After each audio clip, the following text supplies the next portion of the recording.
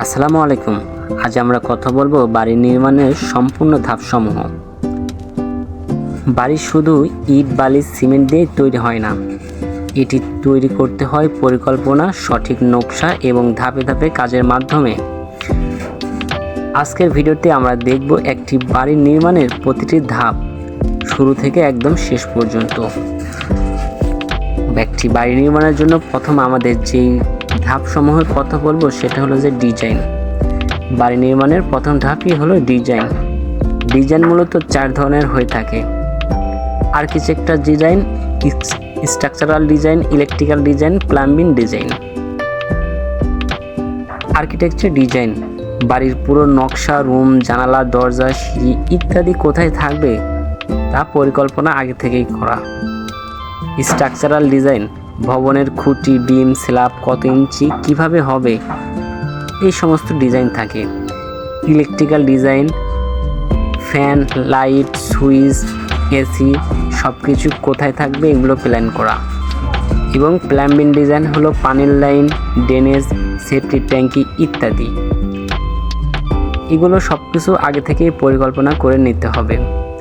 এরপরে আমাদের যে ধাপসমূহের কথা রয়েছে সেটা হচ্ছে অনুমোদন। ডিজাইন করার পর স্থানীয় পৌরসভা বা সিটি কর্পোরেশন থেকে অনুমোদন নিতে হবে।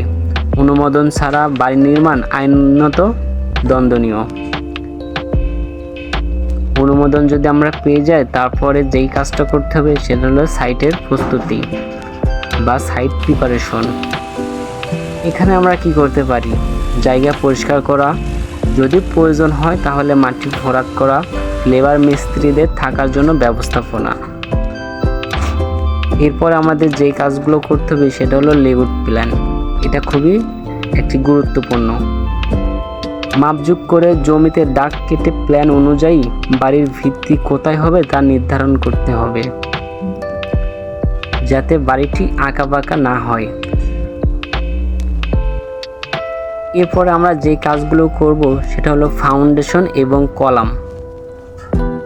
আরসিসি ফাউন্ডেশনে সঠিকভাবে রড বাঁধা কংক্রিট ঢালাই করতে হবে।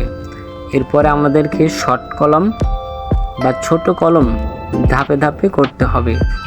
তারপরে আমাদের বিম ঢালাই করতে হবে, অর্থাৎ গ্রেড বিম। গ্রেড বিমের করার পর আপনারা চাইলেই যে আমাদের ফ্লোর ঢালাইটা রয়েছে সেটাও করে নিতে পারেন। এরপর আমরা যে কাজগুলো করব সেটা হলো যে বড় যে কলামটা রয়েছে সেটা তুলব। বড় কলাম করা হয়ে যাওয়ার পর আমরা কি করব? ডিজাইন অনুযায়ী সিঁড়ি নির্মাণ করব। অর্থাৎ একটি বাড়িতে কিন্তু সিঁড়ি খুবই গুরুত্বপূর্ণ। অনেক সুন্দর করে বাড়ি ফুটিয়ে তুলে সৌন্দর্য বার। এই জন্য আমরা একটু অন্যরকম ধরনের সিঁড়ি করতে পারি। এখন বর্তমানে অনেক ধরনের সিঁড়ি দেখা যায়। এরপরে আমাদের যেই কাজটা থাকবে সেটা হলো যে ছাদ নির্মাণ। রড বসানো, সঠিকভাবে শাটারিং করা এবং কংক্রিট ঢেলে ছাদ সমানভাবে তৈরি করা। আমাদের মোটামুটি ঢালাইয়ের কাজগুলো শেষ। এরপরে আমাদের যে কাজগুলো করতে হবে সেটা হলো যে ব্রিক ওয়াল তৈরি করতে হবে, অর্থাৎ ইটের কাজ যেগুলো করব। প্রথমে রুম অনুযায়ী দেওয়াল তুলব। অবশ্যই ডিজাইন ফলো করতে হবে। দরজা জানালার জায়গায় খোলা রাখতে হবে। প্রয়োজন হলে যদি রুম কোথাও বড় ছোট ডিজাইনের থেকে আলাদাভাবে করতে চান সেটা এখনই করা লাগবে। তো আমাদের যখন ওয়ালগুলো করা হয়ে যাবে তারপরে আমরা যে কাজগুলো করতে পারি সেটা হলো যে লিন্টেন বা প্লাস্টার। দরজা জানালার উপর অবশ্যই লিন্টেন দিতে হবে। সব দেওয়াল প্লাস্টার ও সমান মিশ্রণ করতে হবে। এরপর আমরা যে কাজগুলো করব, যেহেতু আমাদের প্লাস্টার হয়ে গেছে তাহলে আমরা ফ্লোরে যদি ঢালাই পরে করেন, আগে যদি না করে থাকেন তাহলে এই সময় ফ্লোর ঢালাই করতে হবে। তারপরে টাইলস বা মার্বেল বসাতে হবে।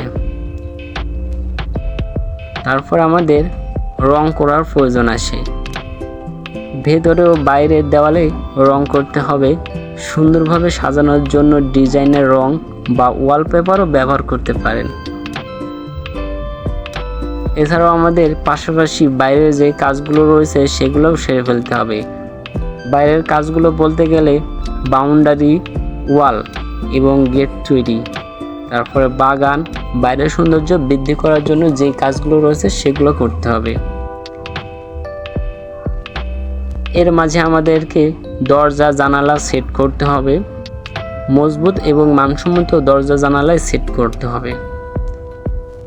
ইলেকট্রিক্যাল যেই কাজগুলো রয়েছে সেগুলোও সেরে নিতে হবে, যেরকম ওয়্যারিং, সুইচ, লাইট, ফ্যান, মিটারের কানেকশন ইত্যাদি।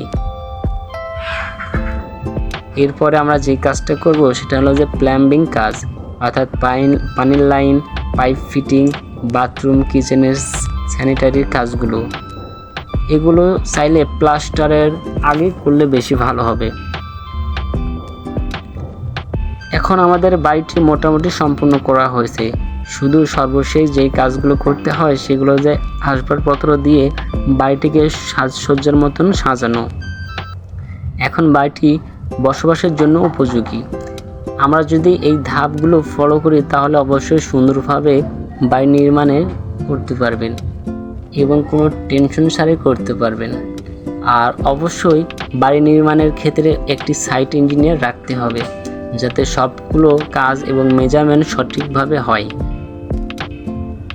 তো সম্পূর্ণ যেই বিষয়গুলো আমি একদম শর্টকাটে বলছি, এই বিষয়গুলো প্রতিটা বিষয় একটি একটি করে আমার ভিডিও নিয়ে আসবো অবশ্যই, যাতে সহজভাবে বুঝেন প্রতিটা ধাপ সমূহ। তো ভিডিওটি ভালো লাগলে অবশ্যই চ্যানেলটি সাবস্ক্রাইব করবেন, একটি লাইক দেবেন। সবাইকে ধন্যবাদ।